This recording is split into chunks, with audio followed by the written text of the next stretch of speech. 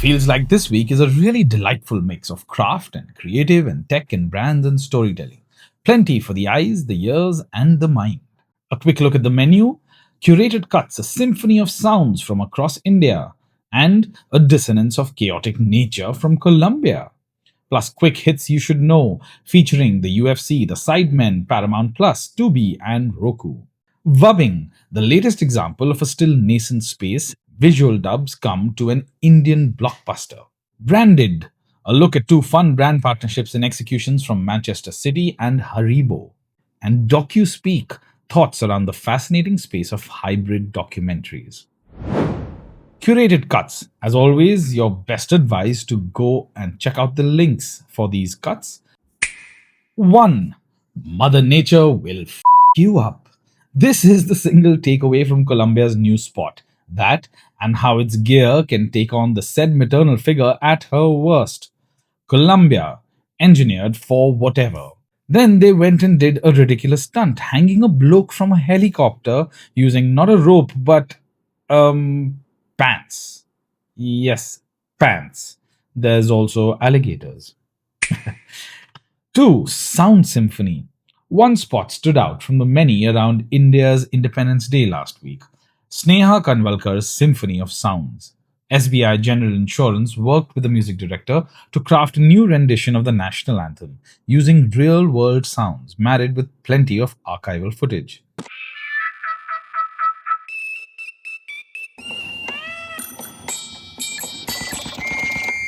Quote, every sound you hear in this film is real, recorded across India, from the crackle of old transistor radios to the chime of UPI, from coal train whistles to the beeps of digital payments. Of course, Sneha Kanwalkar has done this before, most memorably in MTV's Sound Trippin', where she fused real sounds across India with traditional and modern beats, a series I loved at the time.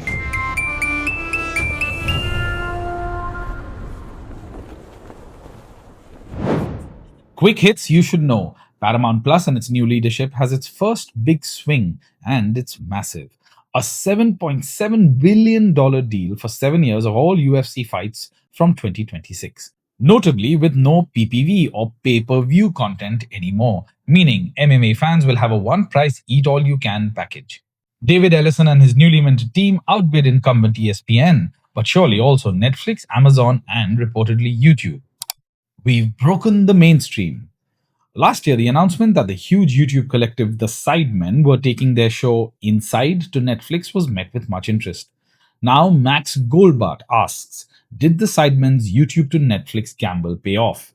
Quote from his piece, whatever the ratings show, being able to operate within its own social creator ecosystem alongside being on an American juggernaut streaming service feels crucial to why the Sidemen and co seem gratified with their gamble.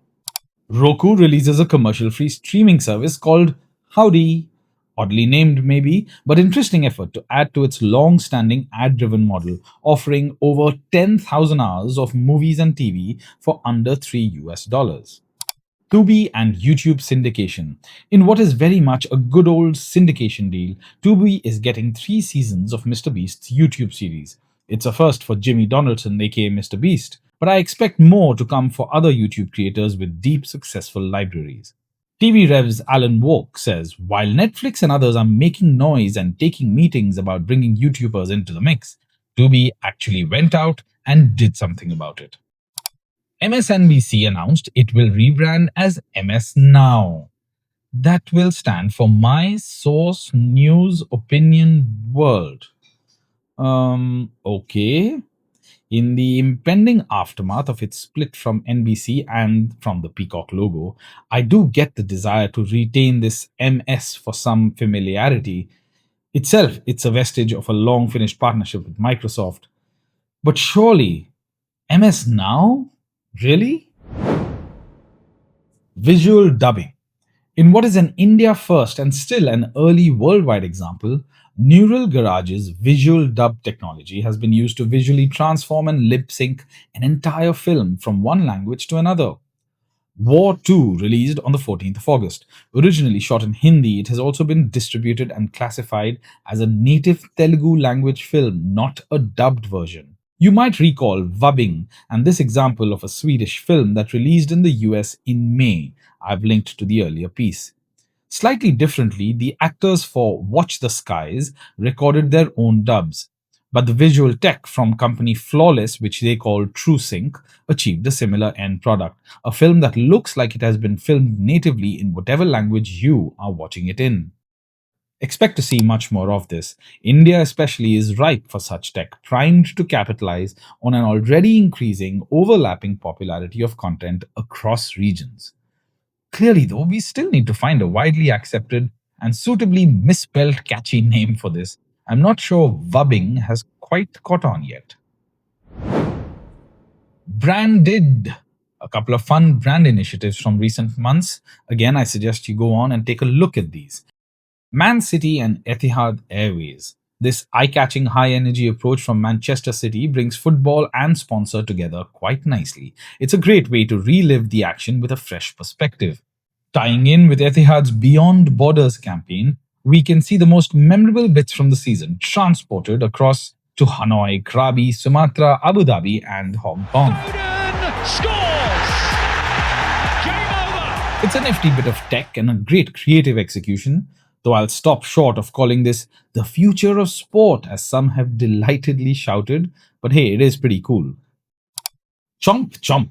Another fun one, this from Haribo, the German brand which makes gummies that kids across the world stuff into their mouths by the handful. I have witnessed this firsthand too many times to count.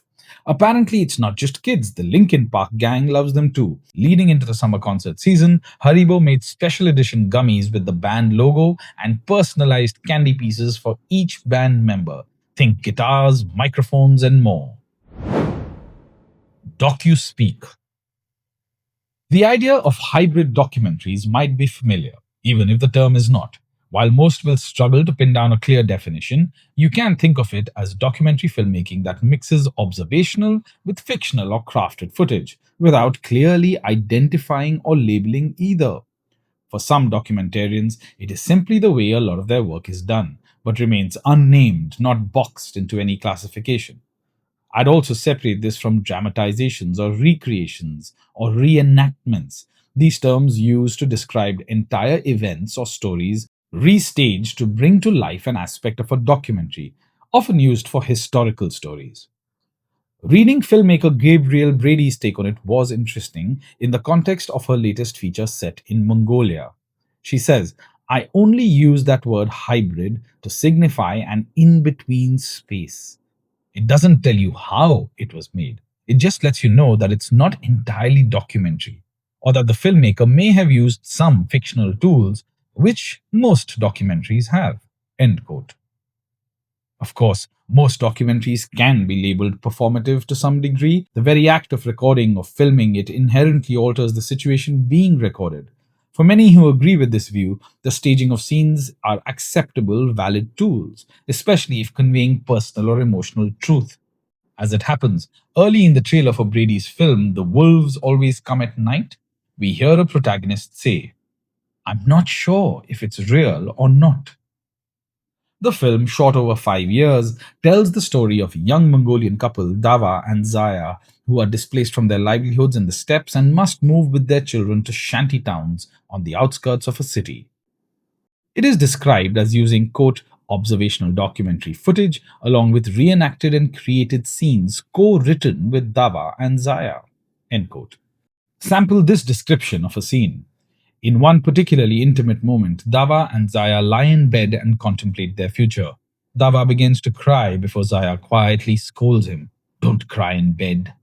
As Brady explains, moments like this were created collaboratively with the cast and crew. The piece makes for an interesting read, maybe more so in these times where truth can't by any means be taken for granted. Do you think documentaries should be pure and unvarnished, or is some creative storytelling acceptable in the interest of portraying a deeper truth? I'll leave you with this quote from Brady again. There are so many hang ups in the documentary world about this idea of ultimate truth. There's only subjectivity in documentary. It is all a construction. End quote. Elsewhere, Ed Sayer laments the slow loss of the art of making factual TV. His is particular to the UK context, but I would argue applicable at least in part across other regions. Pointing to templates and safe approaches, he frames this with the larger concern of no pathway for a next generation of documentarians to really pick up observational storytelling skills. He says, what used to be a place for raw, reactive storytelling has been templated into safe, respectable, interview heavy wallpaper. It's watchable, but not memorable. This will ring true for many. Memory. I often have this sense of warm joy when I see someone bring heartfelt creative efforts to life. A few days ago, I felt it when I was fortunate enough to attend the premiere for Abid Hussain's Memory. This is his debut feature based on some of the experiences with his own father. It is a tender, moving, and maybe most importantly, an honest portrayal of what dementia and Alzheimer's can do to vibrant people and to their loved ones. Yet, it is more than that, weaving in perspectives on shared memories, communication, family dynamics, and deeply personal relationships. It was also a lovely reminder how the experience of storytelling in a cinema has a special place, drawing you in ways absolutely not possible on the best home entertainment setup. And this is not reserved for blockbusters and movies of spectacle. Disclaimer, I have known Abid for many years, though not as well as I'd have liked. So there is undoubtedly an added layer here of knowing what a wonderful person is behind this story. That's it for this week. If you have thoughts, recommendations, or have ideas how to team up, let's talk. I work with individuals and teams on content and creativity. And if you like this, please do subscribe and get the color bar straight to your inbox and share ahead to friends or colleagues who you think will enjoy it. For something a little more eclectic and curious, there's also my bi weekly Substack, Coffee and Conversations. I'd love for you to check it out.